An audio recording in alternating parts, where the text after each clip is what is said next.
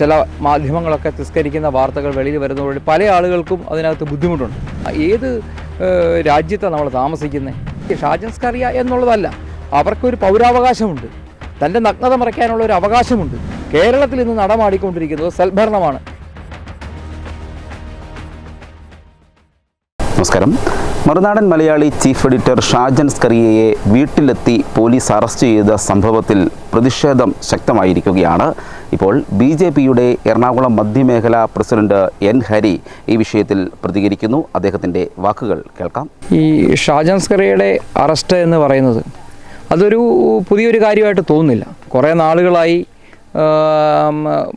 ഈ ശരിക്കും പറഞ്ഞു കഴിഞ്ഞാൽ ചില മാധ്യമങ്ങളൊക്കെ തിരസ്കരിക്കുന്ന വാർത്തകൾ വെളിയിൽ വരുന്നതോടെ പല ആളുകൾക്കും അതിനകത്ത് ബുദ്ധിമുട്ടുണ്ട്.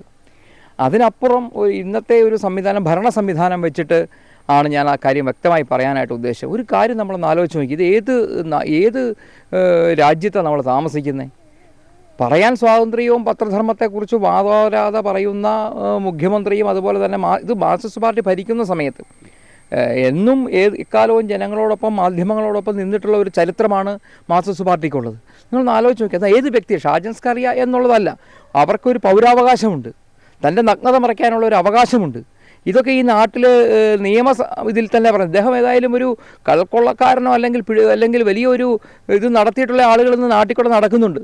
മുൻകൂറൊക്കെ അനുവാദം കൊടുത്തുകൊണ്ട് നടക്കുന്ന എത്രയോ ആളുകളെ നമുക്കറിയാം. ആ സമയത്ത് രാത്രി കയറി വീട്ടിൽ അവരുടെ കുടുംബാംഗങ്ങളോടൊപ്പം ഇരിക്കുന്ന ഒരാളെ എന്താ പറയുക, അയാളുടെ നഗ്നത പോലെ ഒന്ന് മറയ്ക്കാൻ അവസരം കൊടുക്കാതെ പിടിച്ചോണ്ട് പോവുക എന്നൊക്കെ പറയുന്നത്, ഇത് ശരിക്കും പറഞ്ഞു കഴിഞ്ഞാൽ ജനാധിപത്യ വിരുദ്ധവും നല്ലത് പറയുന്നത്. ഇത് ശരിക്കും പറഞ്ഞു കഴിഞ്ഞാൽ എന്താ പറയുക, ഒരു കടൽക്കൊള്ളക്കാരുടെ രാജ്യത്ത് നമ്മളൊന്ന് ആലോചിച്ച് നോക്കണം. ഇവിടെ ഇപ്പോൾ മാർക്സിസ്റ്റ് പാർട്ടി ഭരിക്കുന്ന സമയത്ത് ഇവിടെ ഓരോ ലോക്കൽ കമ്മിറ്റി ഓഫീസുകളും ഓരോ പോലീസ് സ്റ്റേഷനായിട്ട് പ്രവർത്തിക്കാൻ നമുക്കെല്ലാവർക്കും അറിയാം. ഇവിടെ നടക്കുന്നത് സെൽഭരണമാണ്. കേരളത്തിൽ ഇന്ന് നടമാടിക്കൊണ്ടിരിക്കുന്നത് സെൽഭരണമാണ്. ഈ സെൽഭരണം അവസാനിപ്പിക്കാനുള്ള നിതാന്ത പരിശ്രമമാണ് നമുക്ക് എല്ലാവർക്കും വേണ്ടത്. ഇതാണ് ജനാധിപത്യത്തിൽ വേണ്ടത്.